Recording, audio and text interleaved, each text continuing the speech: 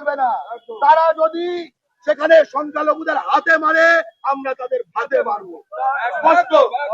দুই, বাংলাদেশের জন্য যাবে এরকম কোন জাহাজ, এরকম কোন ট্রেন, এরকম কোন ট্রাক ভারতের মাটি থেকে ছাড়তে পারবে না।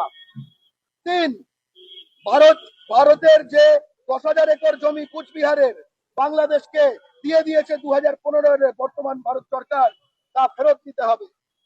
4, 2021 সালে 2025 সালে বাংলাদেশ 2024 সালে বাংলাদেশকে ভারতের 107 একর জমি নদিয়া থেকে দিয়ে দিয়েছে, তাও ফেরত দিতে হবে। 5, আমাদের এই পশ্চিমবঙ্গ বাঙালির শেষ ঠিকানা। আজকে এইখানে পূর্ববঙ্গ থেকে উদ্বাস্তু হিন্দু বাঙালিরা 47 থেকে এসছে। আজকে আমরা দেখছি মালকানগিরি হোক, তাদের ঘর পুড়িয়ে দেওয়া হচ্ছে তারা বাঙালি বলে। আজকে রাজস্থানে, আজকে মহারাষ্ট্রে তাদেরকে বাংলাদেশি বলে টর্চার করা হচ্ছে, ফরেনার বলে। হিন্দু বাঙালিকে, পশ্চিমবঙ্গের মুসলমান বাঙালিকেও এই টর্চার অবিলম্বে বন্ধ করতে হবে।